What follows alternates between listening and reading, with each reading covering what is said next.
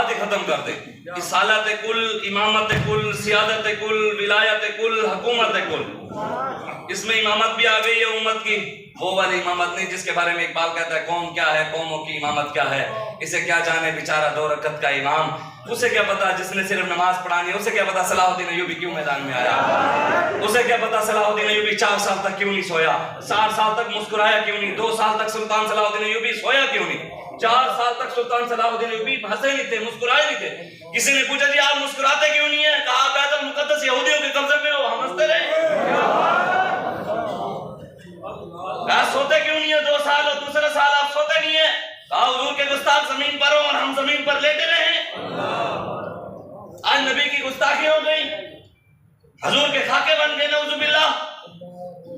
آج مسلمان جس سے دیکھو کہتا ہے جی میں آج کے رسول ہوں، صحابہ نے سب کچھ دے دیا. آج تک کسی صحابی کے بارے میں ہم نے نہیں پڑھا کہ کسی صحابی نے کہا کہ میں جناب اومبٹاش کے رسول ہوں، کسی صحابی نے نہیں کہا. سب کچھ دیکھ کر بھی کہتے تھے حضور ہم آپ کا حق نہیں ادا کر سکے. قربانیاں دے کر بھی، بچے دے کر بھی، سب کچھ دے کر کہتے تھے حضور ہم آپ کا حق نہیں ادا کر سکے. آج حضور کی عزت پر ڈاکے پڑ گئے. پاکستان کے بڑے بڑے عہدوں کے اوپر مرزائی بیٹھے ہوں، بڑے بڑے عہدوں پر یعنی صحابہ کے گستاخ بیٹھے ہوں. کوئی بات بھی نہ کرے، مولوی صاحب آپ سیدھا سیدھا حلوے کھانے کے طریقے بتائیں، ہمیں حلوے ہضم کرنے کے طریقے نہ بتائیں. ہمیں یہ بس علامہ اقبال کہتا ہے نمست رکھو ذکر و فکر و صبح گاہی میں اسے پختہ تر کر دو مزاج خان کاہی میں اسے. اقبال کہتا ہے صبح شام اللہ اللہ اللہ کروا مسلمانوں سے. علامہ اقبال کہتا ہے شیطان نے کہا، ابلیس نے کہا اپنے چیلوں کو کہ مسلمان کو اللہ اللہ اللہ پر لگاؤ، ان کو صبح شام نماز پڑھاؤ، روزے رکھواؤ، حج کرواؤ، زکاتیں دلواؤ، لیکن ان کو صلاح الدین ایوبی کے بارے میں نہیں بتانا، انہیں محمد بن قاسم کی بات نہیں بتانی. ہم لبیک والے ہم ہیں، ہم ہی للکار قاسم ہیں، ہم ہی شمشیر حیدر ہیں، ہم ہی دشمن کے سینے میں گبائی تیز خنجر ہیں.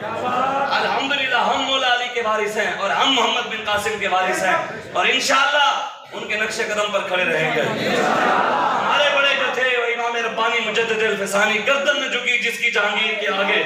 پہلوانوں نے مل کر زور بھی لگایا اور امام ربانی ایسے نہیں مجدد بن گئے. غوث پاک کا جبہ پہلے آیا ہے، آپ کے کان میں اذان خود سرکار نے دی ہے، اور جب آپ پیدا ہوئے تو اکبر بادشاہ کا تخت الٹ گیا. ہمارے فقیر وہ تھے جب پیدا ہوتے تھے تو بادشاہوں کے تخت الٹ جاتے تھے، ہمارے تو بڑے وہ تھے.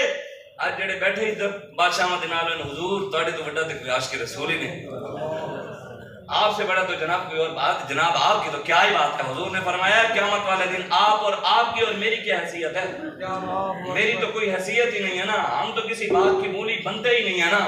حضور نے فرمایا قیامت والے دن حضرت آدم سے لے کے قیامت تک جتنی بھی دنیا ہوگی یہ نمازیں پڑھ کے مان نہ کیا کریں جی الحمدللہ میں بڑا نمازی ہوں، تسبیح لے کے بڑے غرور نہ نہیں نکال کے پڑھتے میں تسبیح بھی پڑھتا.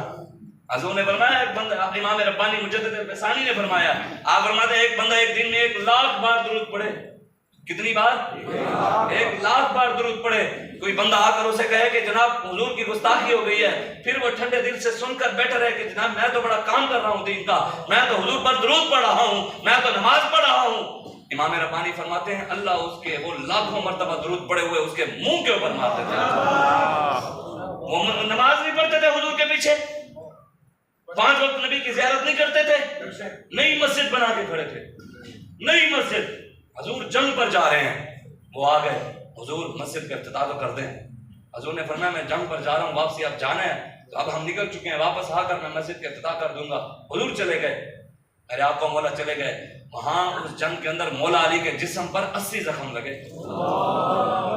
دین کی خاطر کسی نے آج تک تھپڑ بھی نہیں کھایا اور وہ کہے کہ جناب میں جی بڑا دین پہ احسان کیے پھرتا ہوں. دین کی خاطر کسی نے کبھی تکلیف نہیں اٹھائی. کبھی 80 زخم مولا علی کے جسم پر لگے. جب حضور نے یہ منظر دیکھا، حضور کے مولا علی کو دیکھ کر حضور کے چشم مازاد میں سے آنسو آ گئے. حضور ہونے لگ گئے. اسلام کی خاطر اتنے زخم، وہ بھی تلواروں کے.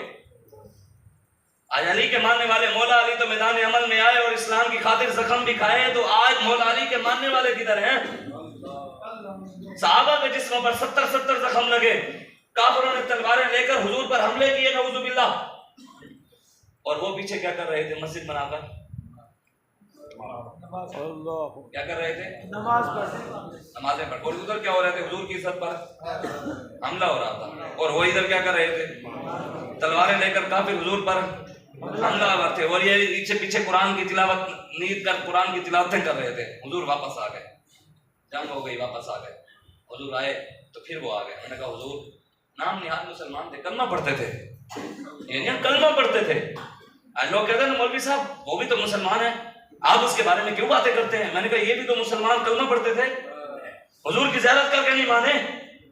آ گئے حضور کے پاس، حضور مسجد کے افتتاح رہتا تھا وہ تو کرتے ہیں.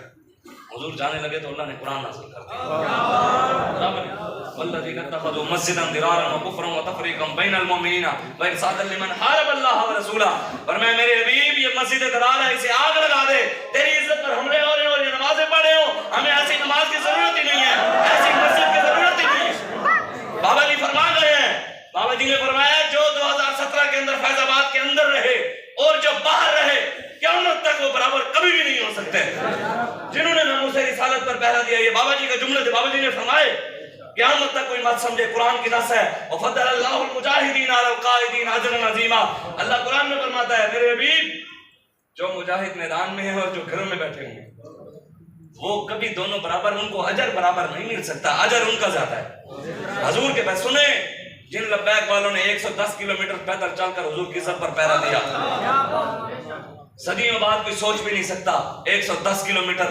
نوجوان جب ڈاکٹروں کے پاس گئے تو نیچے چھالے اتنے تھے پاؤں کے اوپر.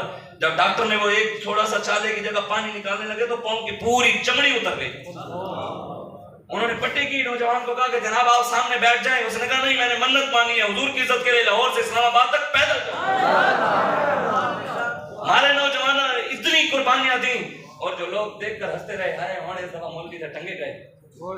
اے مولویاں نہیں بچنا، ہم تو اللہ اور اس کے رسول کے فضل و کرم سے پھر آئے بیٹھے ہیں. ہم اللہ اور ہماری کوئی حیثیت نہیں، نہ ہماری رسی مالک کے ہاتھوں میں. میرے پاس وہ موبائل کے اندر ویڈیو ہے، میں نے اگلے دن ویڈیو دیکھی تو موبائل کے اندر ویڈیو ہے، وہ ایک کتا ہوتا ہے چھوٹا سا کتا، وہ آپ نے دیکھی بھی ہوگی آج کل سوشل میڈیا پہ چل بھی بڑی رہی ہے. وہ ایک کتے کی رسی ہوتی ہے مالک کے ہاتھ میں، ساتھ ایک بندہ بیٹھا ہوتا ہے.